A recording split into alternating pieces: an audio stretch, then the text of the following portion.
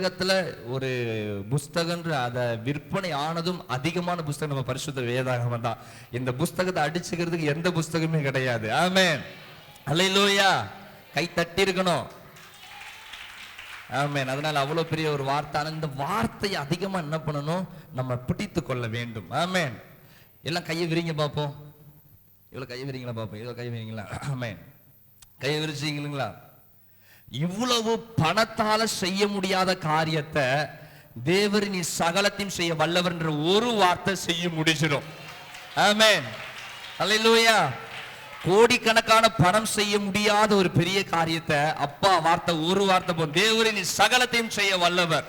உன் வீட்டுல இவ்வளவு பணம் இல்லாமல் இருக்கிறாயா, இந்த வார்த்தையை பிடித்து கொள்ளுங்களேன். கர்த்தர் அதை எவ்வளவு நேர்த்தியாய் செய்து முடிப்பார். இதுதான் பணத்திற்கும் உறவுகளுக்கும் உலகத்தின் காரியங்களுக்கும் அவருடைய வார்த்தைக்கும் உள்ள வித்தியாசம். அல்லேலூயா. அதனால அவருடைய வார்த்தை அதிகமா என்ன பண்ணுங்க, நீங்கள் பிடித்துக் கொள்ளும்போது அந்த வார்த்தை தான் உங்களை என்ன பண்ண போகிறது, உயர்த்த போகிறது. அல்லேலூயா. சரி, அப்ப தொடர்ந்து நம்ம தியானித்துக் கொண்டிருக்கிறோம். தேவனுக்கு கொடுக்கக்கூடிய கணம்லாம் என்ன என்று சொல்லி நம்ம தியானித்துக் கொண்டிருக்கிறோம். ஆமென். போன வார்த்தை தியானித்தோம். தேவனுக்கு கொடுக்கக்கூடிய கணம், கர்த்தருக்கு கொடுக்கக்கூடிய பயபக்தி, பயப்படுகிற அனுபவம் நமக்கு இருக்குன்னு சொல்லி தியானிச்சு. எத்தனை ஆசீர்வாதமா இருந்துச்சு. ஆமென். தேவனுக்காக ஊழியம் செய்யணும். ஒருவன் எனக்கு ஊழியம் செய்வான் என்று சொன்ன பிதாவானவர் கனப்படுத்துவார். எத்தனை பேருக்கு விளங்கிச்சு? நான் நினைச்சேன் இந்த வாரம் பயங்கரமா ஊழியம் நடந்திருக்குன்னு நினைச்சேன். ஆனா ஒன்னுத்துக்கு ஞாபகம் இல்லை. ஆமென். சரி, இதை குறித்து நம்ம தியானித்தோம். தொடர்ந்து இந்த நாளிலும் கூட தேவனுக்கு கொடுக்கக்கூடிய கனத்தை குறித்து நம்ம பார்க்க போகிறோம். கையை தட்டி நல்ல ஆண்டவரை மகிமைப்படுத்துவோமே. பிரைஸ் தி லார்ட், ஹல்லேலூயா. சரி, சும்மா நம்ம யாரையும் கனப்படுத்தவே மாட்டோம். கனம் கனம் கனம்னு சொல்லிக்கிட்டே இருக்கிறோம். ஆமென். ஆண்டவருக்கு கனம் கொடுக்கணும், ஆண்டவருக்கு கனம் கொடுக்கணும், ஆண்டவருக்கு கனம் கொடுக்கணும். இப்போ இயல்பா பார்ப்போமே, நம்ம எப்போ ஒரு நபருக்கு நம்ம கனத்தை கொடுக்கிறோம்? உங்க நினைவுகள், அதாவது யாருக்கு நீ கனம் கொடுக்கணும்னு நினைக்கிறியோ அவங்கள குறிச்ச நல்ல நினைவுகள் உங்க இருதயத்தில் இருந்தா தான் உங்களுக்கு கனம் கொடுப்பீங்க. எத்தனை பேருக்கு விளங்குது? இப்போ இந்த பாஸ்டருக்கு நான் கனம் கொடுக்கணும்னு நினைக்கிறேன், அங்கே யாருக்கோ போறதுக்கு என்னை பற்றி தெரியாது, என்னை குறித்து உங்களுக்கு நல்லா தெரியும். என்னை குறித்த நல்ல எண்ணங்கள் உங்கள் இருதயத்தில் இருந்துச்சுன்னா என் வயசை பார்க்க மாட்டீங்க, என் தோற்றத்தை பார்க்க மாட்டீங்க, என்னுடைய அந்தஸ்தை பார்க்க மாட்டீங்க. என்னை குறித்த நல்ல எண்ணம் உங்கள் இருதயத்தில் இருக்குன்னு சொன்னால் நல்ல கனம் கொடுக்க ஆரம்பிப்பீங்க. ஆமென் சொல்கிறவங்க அல்லேலூயா. இல்லை எனக்கு சொத்து சுகம் அதிகமாக இருக்கலாம், நான் பயங்கரமாக இருக்கலாம், என்னென்னமோ பேக்ரவுண்ட்லாம் இருக்கலாம், ஆனால் என்னுடைய நல்ல பண்புகள் உங்கள் இருதயத்தில் என்ன குறித்த நல்ல பண்புகள் இல்லைன்னா, நல்ல எண்ணம் இல்லைன்னா நீங்கள் என்ன பண்ண மாட்டீங்க? கனம். நம்ம முன்னாடி சிரிச்சாலும் முன்னாடி போட்டு இவர் எனக்கு தெரியாதா இவர் எப்படிப்பட்டவர்னு சொல்லி அப்படி சொல்லி உண்மையான கனத்தை நம்ம என்ன பண்ண மாட்டோம், கொடுக்க மாட்டோம். அப்போ நல்ல எண்ணம் இருந்தால் தான் நம்ம நல்ல கனத்தை கொடுப்போம். அப்போ இன்னைக்கு ஆண்டவரை கனப்படுத்தணும் என்று சொல்லி நம்ம பார்த்து கொண்டு இருக்கிறோம். அவரை குறித்திருக்கிற உங்களுடைய எண்ணம் எப்படி இருக்குது? நல்லா கவனித்துக்கணும். அவரை குறித்த உன் எண்ணம் எப்படி இருக்கு? ஏன் ஆண்டவர் உன் நினைவுகளை ஆராயக்கூடிய ஆண்டவர். கர்த்தருக்கு உன்னுடைய உள்ளம் திரியங்கள் ஆராய தேவனால கூடும். ஆண்டவர் முகத்தை பார்க்கிறவர்ல டைரக்டா எதை தான் பார்ப்பாரு? இருதயத்தை தான் பார்ப்பாரு. அவருக்கு நம்ம இருதயத்துல நம்ம உள்ளத்துல இருக்கிறத வாயினால சொல்லித்தான் தெரிவிக்கணும், ஃபாஸ்டிங் போட்டு தான் தெரிவிக்கணும், இத்தனை நாள் தொடர் சங்கிலி ஜபம் போட்டு தான் நம்ம உள்ளத்தை தெரிவிக்கணும் அவசியம் அல்ல. நினைவுகளின் தோற்றத்தையே அறியக்கூடிய ஆண்டவர். கையை உயர்த்தி ஆமென். உன் நாவிலிருந்து சொல் பிறப்பதற்கு முன்பதாகவே உன் உள்ளத்துல என்ன இருக்குன்னு சொல்லி நமக்கே தெரியாது. அடுத்தது நம்ம என்ன சிந்திக்க போறோன்னே தெரியாது. ஆனா அவருக்கு தெரியும் அடுத்தது நம்ம என்ன சிந்திக்க போறோம், நம்ம என்ன நினைக்க போறோம். நம்ம கற்பனை பிறக்கிற இடத்தை ஆண்டவர் அறிஞ்சிருக்கிறார். நமக்கு தெரியாது நம்ம என்னத்தை நினைப்போம், அப்படி நினைப்போம். நம்ம கற்பனையுடைய பிறப்பையே அவர் கைக்குள்ள வச்சிருக்கிறார். நம்முடைய அளவு என்னன்னு சொல்லி அவருக்கு நல்லாவே தெரியும். அல்லேலூயா. அப்போ நம்ம உள்ளத்திலிருந்து கர்த்தரை கனப்படுத்துகிற பிள்ளைகளாய் நம்ம என்ன பண்ணணும், மாறும் பொழுதே கர்த்தர் நம்மளை ஆசீர்வதிக்கிற ஆண்டவர். பக்கத்தில் பார்த்து சொல்லுங்க, உங்க உள்ளம் தான் முக்கியம் சொல்லுங்க. ஆமென். உன் உள்ளத்துல, அந்த பக்கமும் சொல்லுங்க, கையை பிடிச்சி சொல்லுங்க, உன் உள்ளத்துல இருந்து ஆண்டவர் ஆராதிக்க ஆரம்பி, உன் உள்ளத்துல இருந்து கர்த்தரை கனப்படுத்த ஆரம்பி. சத்தமா ராமன் சொல்லுங்களேன். வெளியே இலை மட்டும், ஒரு மரத்தை பார்க்குறீங்க, ஒரு மாம்பழம் மரத்தை பார்க்குறீங்க, தூரத்தில் பார்க்குறீங்க, மொதல் உங்கள் கண்ணுக்கு என்ன தெரியும்? என்ன தெரியும்? மரம் தெரியும். மரத்தில் என்ன தெரியும்? நல்ல தூரத்தில் இலை தான் தெரியும். பக்கத்தில் போனால் தான் என்ன தெரியும்? தூரத்தில் பார்க்கும்போது இலை தான் தெரியும், பக்கத்தில் போக போக தான் கனி தெரியும். அப்போ அதே போல் தூரத்தில் ஒரு இலை தெரிகிற ஒரு ஆளை நம்ம இருந்துடக்கூடாது. கர்த்தருக்கு உனக்குள்ள நெருக்கம் வர வர வர வர கனிகள் வெளிப்படுகிற ஒரு அனுபவத்துல வரணும். கையை தட்டி ஒரு ஆமென் சொல்லுங்களேன்.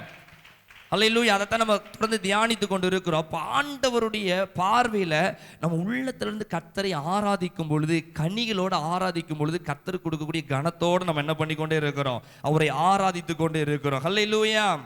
சத்தமா சொல்லுங்களேன். ஆண்டவர் உள்ளத்தை பார்க்கறதுனால வெள்ளை அடிக்கப்பட்ட கல்லறையை போல நம்ம இருக்கக்கூடாது. எப்படி? கல்லறையை பார்க்க வெளியே அழகா டைல்ஸ் போட்டிருக்கோம், சூப்பரா பண்ணிச்சோம், நல்ல அவன் வீட்டில் கூட எது இருக்காது, என்ன சாப்பாடு இருக்காதா? ஆமா, வீட்டில் கூட இந்த மாதிரி டைல்ஸ் போட்டு வச்சிருக்கிற மாட்டான், அங்கே ஓட்டை கீட்டையெல்லாம் இருக்கும். ஆனால் கல்லறையில் எது போட்டு வச்சிருப்பாங்க? நல்லா தவறு கிடையாது, நல்லா கனப்படுது, அது ஓகே, அது வேற. ஆனால் அது கல்லறைக்குள்ள இருக்கவே முடியாது, இருக்கும். அது ஒரு மாதிரி துர்நாற்றம் அடித்துக்கொண்டு அதை பார்க்க யாராலையுமே முடியாத நிலைமையில் இருக்கும். அப்படிப்பட்ட ஒரு கிறிஸ்தவ வாழ்க்கை நமக்குள்ள இருக்கக்கூடாது. கையை உயர்த்த ஒரு ஆமென் சொல்லுங்களேன். ஹல்லேலூயா. அப்ப ஆண்டவரை நம்ம கனப்படுத்துகிறோம். உள்ளத்திலிருந்து கர்த்தரை தேடி ஆராதிக்கும் பொழுது எதை செய்தாலும் கர்த்தருக்காக, அதாவது புறா என்பது கபடற்றதுக்கு ஒரு சமமா சொல்லப்படுகிறதாம். அல்லேலூயா.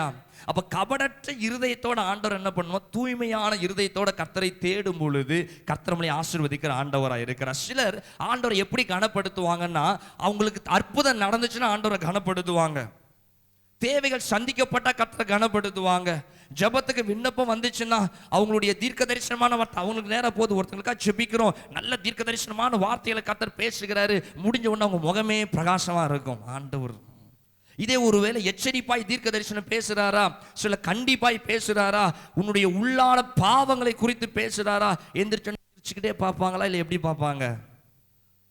பாஸ்டருக்கு கூப்பிட்டது தப்பு தெரியும், அன்னைக்கு இவருக்கு இதை நம்ம செய்யல, அதனால இன்னைக்கு இப்படி சொல்லுதாரு போல இருக்கு. இதே நல்லதை செஞ்சிட்டோம்னா, பாஸ்டர்லாம் தங்கமான ஆளு தெரியுங்களா, எப்படிலாம் பார்ப்பாரு. அப்போ இப்படி நம்ம அப்படி தெரியலைங்க, யார் அப்படி இருக்கீங்கன்னு தெரியல, ஆனால் கர்த்தர் பேச வைக்கிறார். ஒரு ஆமென் சத்தமா சொல்லுங்களேன். அல்லேலூயா. யோபு சொல்லுகிறாரு, அவங்க மனைவியை பார்த்து, நன்மையை பெற்றுக்கொண்ட நாம் தீமையை பெற வேண்டாமோ? அப்போ இதுல பிசாசு வெட்கப்படுகிறான், தேவன் கனப்படுத்தப்படுகிறார். கையை தட்டி நல்ல ஆண்டவர் மகிமைப்படுத்துங்களேன். ஹல்லேலூயா. பிசாசுக்கு தேவை எந்த வகையிலையாவது யோபு தன் நாவினால ஆண்டவரை தூஷிக்கணும், எந்த வகையிலையாவது கர்த்தரை இவன் தேவையில்லாத வார்த்தைகளை சொல்லி உதாசீனப்படுத்த வேண்டும் என்று சொல்லி ஒவ்வொரு காரியங்கள் செஞ்சு பார்க்குறான், எதுவும் நடக்கல.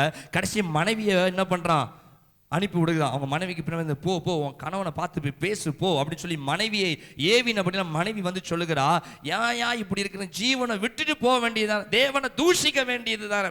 அப்போ யோபு சொல்லுகிறார், தன்னுடைய உள்ள அவருக்கு நன்மையை பெற்றுக்கொண்டதுனால அவரை கனப்படுத்தல, தீமையை பெற்றுக்கொண்ட பொழுதிலும், தன் 10 பிள்ளைகளை இழந்த பிறகும், தன்னுடைய சொத்து சுகங்களை எல்லாம் இழந்த பிறகும் அப்படி உள்ளத்திலிருந்து பேசுகிறாரு, நன்மையை பெற தெரிஞ்ச நமக்கு தீமையை பெற தெரிய வேண்டாமா என்று சொல்லும் பொழுது கர்த்தருடைய நாமம் மகிமைப்பட ஆரம்பித்தது.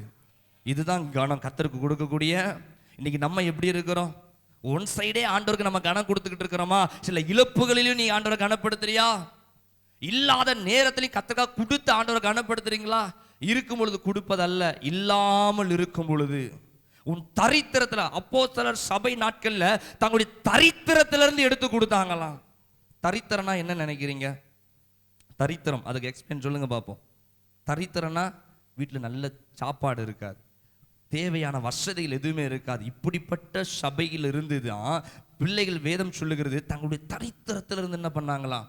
அப்போ ஆண்டவர் பார்க்குற, அப்பா இவங்க தரித்திரத்திலிருந்து எனக்காக என்ன பண்ணுகிறார்கள், எடுத்து கொடுக்கிறார்களே என்று சொல்லி இது தேவனுக்குரிய கனமாய் மாறினது. எத்தனை பேருக்கு விளங்குது? நல்ல ஹல்லேலூயா. அப்போ இன்றைக்கு நம்ம செய்யக்கூடிய கனம் ஒரு பக்கமாவே போகுது, நன்மைக்கு நேராகவே, சில ஆசீர்வாதத்துக்கு நேராகவே. இன்னைக்கு கர்த்தர் சொல்லுங்க, எனக்கு கொடுக்கக்கூடிய கனம் வெறும் நன்மைக்கு ஏதுவாய் மட்டும் போவதல்ல, சில தீமைகளுக்கு நேராய் நீ கடந்து போகும் பொழுதும் உன் இருதயத்திலிருந்து கர்த்தர் உண்மையாய் தேடுவதே கர்த்தருக்கு கொடுக்கக்கூடிய கனம். நல்ல கையை தட்டி ஆண்டவர் மகிமைப்படுத்துவோமே. ஹல்லேலூயா. ஆண்டவர் யோபுவை அப்படி நடத்தினதற்கு ஒரு முகாந்திரம் இருந்துச்சு. எல்லாவற்றிற்குமே ஒரு நோக்கத்தோட கர்த்தர் வைக்கவே மாட்டார். எதை செய்தாலும் கர்த்தர் நோக்கத்தோடு வைக்கிறார். நம்ம நினைக்கிற இந்த உலகத்தில் எத்தனை கோடி மக்கள் இருக்கிறாங்க யோசித்து பாருங்க. அதிகமாக நான் யோசிப்பேன், எல்லாருக்கும் கண்ணு மூக்கு வாய் தான் இருக்கு, ஆனாலும் அது ஒரு வித்தியாசம். ஆமே, எல்லா முகத்துலையும் ஒரு வித்தியாசம். எல்லாம் கைரேகை பாருங்க, கைரேகை என்ன எனக்கு அழிஞ்சே போன மாதிரி இருக்கு. கைரேகை இப்படி இப்படி கோடு தான், ஆனால் அந்த கைரேகை யாருக்காவது மேட்ச் ஆகுதா? கோடுலையும் எவ்வளவு வித்தியாசத்தை ஆண்டவர் எப்படி உருவாக்கி இருக்கிறார் பாருங்களேன். கையை தட்டி ஆண்டவர் மகிமைப்படுத்துங்களேன்.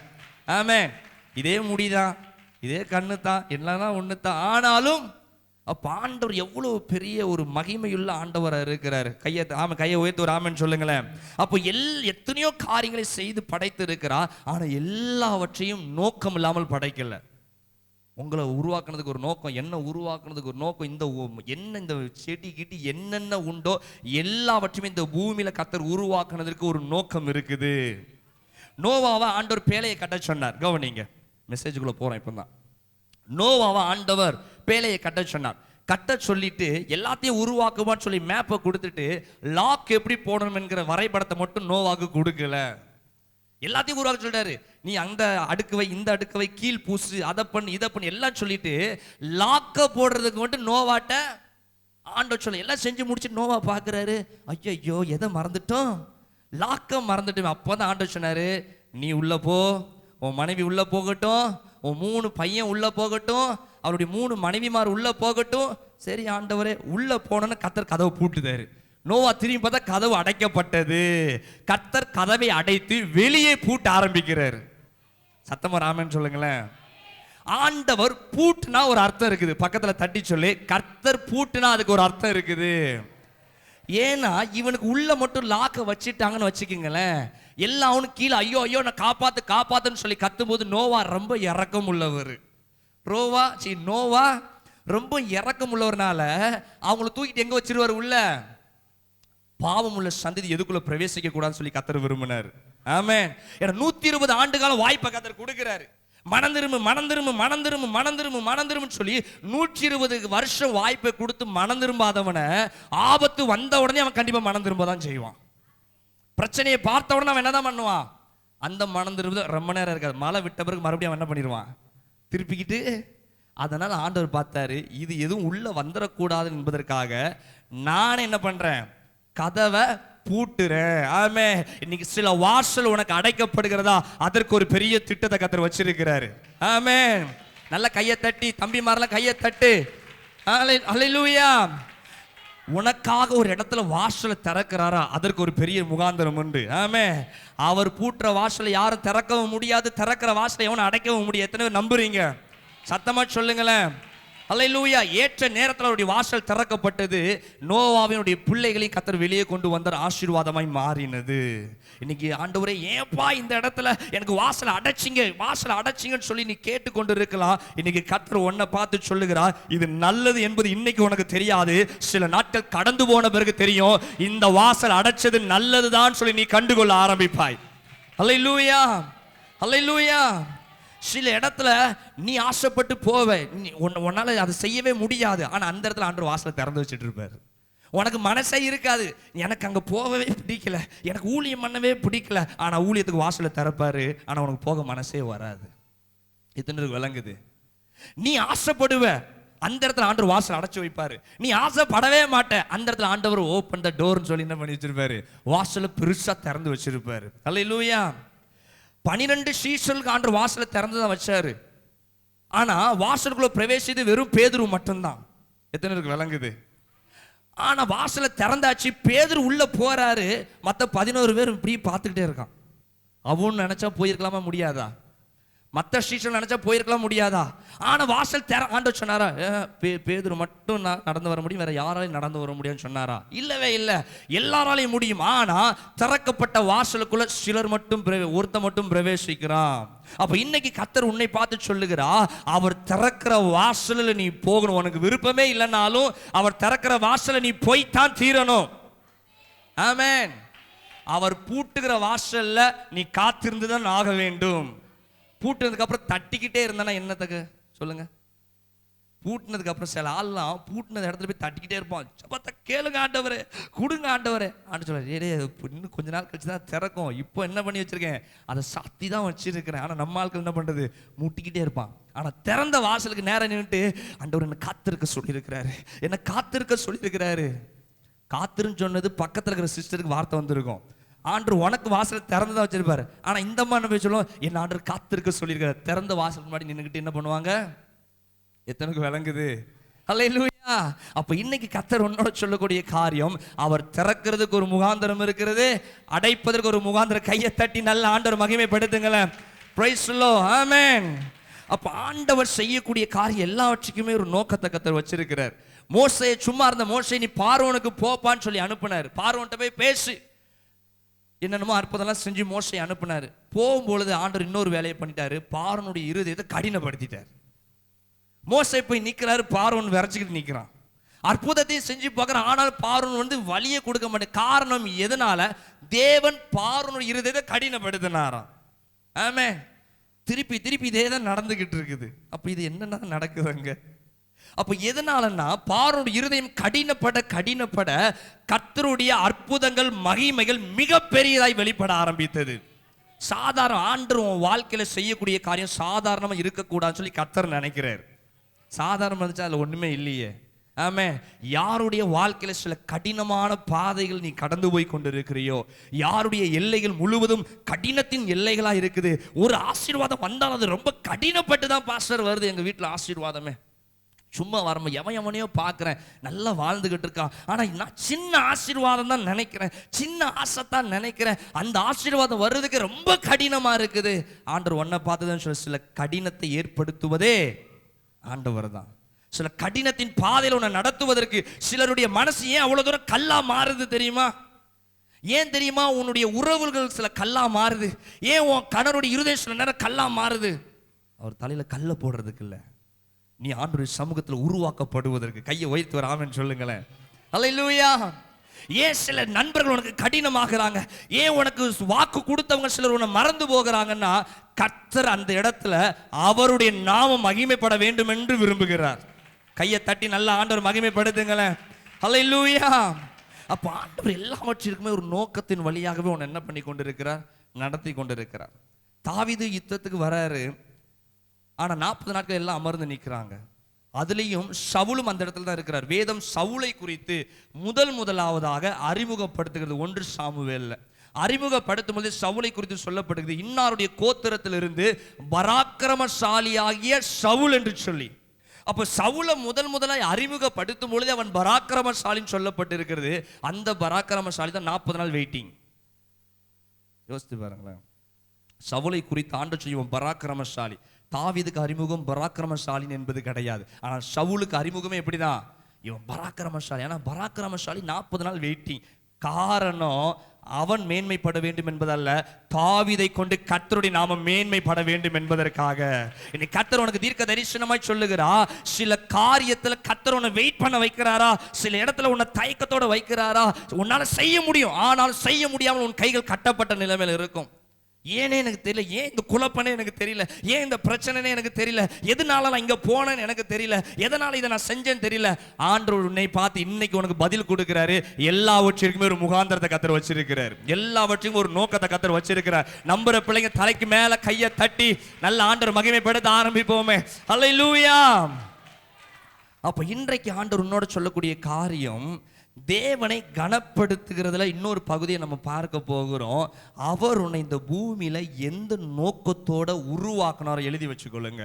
உன்னை எதற்காக இந்த பூமியில உருவாக்குனாரோ அந்த நோக்கத்தை நீ நிறைவேற்றுவதுதான் அவருக்கு கொடுக்கக்கூடிய கனம். ஆமென். அதுக்குதான் இவ்வளவு விளக்கம். இன்னைக்கு ஆண்டவர் உன்னை ஒரு நோக்கம் இல்லாமல் இந்த பூமியில உருவாக்கல, அதை உருவாக்கணுடைய காரியத்தை நீ சரியாய் அறிந்து செய்யும் பொழுது அவருக்கு கொடுக்கக்கூடிய கனம். இன்னைக்கு எனக்கு பிள்ளை இருக்கிறான். பெற்றோர்கள் நீங்கள் நினைத்து கொள்ளுங்களேன், உங்கள் பிள்ளைங்க வளருகிறாங்க, அந்த பிள்ளைகளுக்கு தேவையானதெல்லாம் நீங்கள் செஞ்சு கொடுக்குறீங்க. ஆகாரங்கள், வஸ்திரங்கள், அவர்களுக்கென்று சில நன்மைகள். அவங்களுக்கு திருமண வயதாகும்போது அவங்களுக்கென்று நீங்களே என்ன பண்ணுறீங்க? இல்லை சொல்லிடுங்க, போய் பார்த்துக்கடா தம்பி, பார்த்துக்கம்மா அப்படி சொல்லி யாரும் அனுப்புறீங்க? அப்படி பண்ண மாட்டோம். நம்ம எல்லாத்தையும் ஆயத்தப்படுத்துகிறோம். நம்ம பிள்ளைகளுக்கு இந்த வாழ்க்கை கிடைச்சா நல்லா இருக்கும், இப்படிப்பட்ட காரியங்கள் கிடைச்சா நல்லா இருக்கும்னு சொல்லி எல்லாம் ஆயத்தப்படுத்துகிறோம். ஆயத்தப்படுத்திட்டு சொல்லும் பொழுது எங்கள் வாழ்க்கையை நாங்கள் பார்த்துக்கிறோம்னு சொன்னால் எப்படி இருக்கும்? எங்கள் வாழ்க்கையை நாங்கள் பார்த்துக்கிறோம், நீங்கள் என்ன பண்ணுங்க, அர்ச்சனை போட்டு போங்க அப்படி சொன்னால் எப்படி இருக்கும்? அப்போ இன்னைக்கு நம்ம நோக்கத்தோடு நம்ம பிள்ளைகளை வளர்க்குறோம். என் பிள்ளை இந்த பாதையில் போனால் நல்லா இருக்கும், என் பிள்ளை இதை தெரிந்தெடுத்தா நல்லா இருக்கும்னு சொல்லி நீங்கள் உங்கள் பிள்ளைகள் மேலே சில நோக்கத்தோடு போகும்பொழுது அந்த நோக்கத்தை உங்கள் பிள்ளைங்கள் நிறைவேற்றாத பட்சத்தில் அவர்கள் உங்களுக்கு கொடுக்கக்கூடிய கனமாக இருக்குமா? சொல்லுங்களேன். பெற்றவங்களாம் இருக்கிறீங்க, பெற்றோர்கள், உங்கள் பிள்ளைகள் ஒரு நோக்கத்தோடு வளர்க்குறீங்க, இந்த நெஞ்சில போட்டு தாண்டா உன்னை வளர்த்தேன், இப்படிலாம் பண்ணி தாண்டா வளர்த்தேன். ஆனால் அந்த நோக்கத்தை கடைசியில் அவங்க நிறைவேற்றாமல் போகும்பொழுது எப்படி எவ்வளோ வேதனையாக இருக்கும், எவ்வளோ கஷ்டமாக இருக்கும். யோசிச்சு பாருங்க. அப்போ அது நம்ம நினைப்போம், இதுதான் எனக்கு நீ கொடுக்கக்கூடிய மரியாதையா, இதுதான் எனக்கு கொடுக்கக்கூடிய நீ கனமா? தம்பிங்களா கவனிச்சுங்க, உங்கள் பெற்றவங்க இப்படி கேட்கக்கூடாது. ஆமேன். உங்கள் பெற்றவங்க இந்த வார்த்தையை கேட்கக்கூடாது. உன்னை பெற்றது இதுக்கு தானா நான் பெற்றேன், உன்னை பெற்றதுக்கு ஒரு அரிசி முட்டையை பெற்றிருக்குன்னு யாரும் சொல்லியிருக்கிறாங்களா? மாற்றிக்கணும் வாழ்க்கை ஸ்டைல. ஒரு ஆமேன் கையை உயர்த்தி சொல்லுங்களேன். அல்லேலூயா. அப்போ நம்ம எவ்வளவு வேதனையா இருக்கும். அப்போ இன்னைக்கு கர்த்தர் உன்னை பார்த்து சொல்லுகிறார், இந்த பூமியில உன்னை காரணம் இல்லாமல் கர்த்தர் உருவாக்கவே இல்லை. இந்த வள்ளியூர்ல உன்னை காரணம் இல்லாமல் இங்க வைக்கவே இல்லை.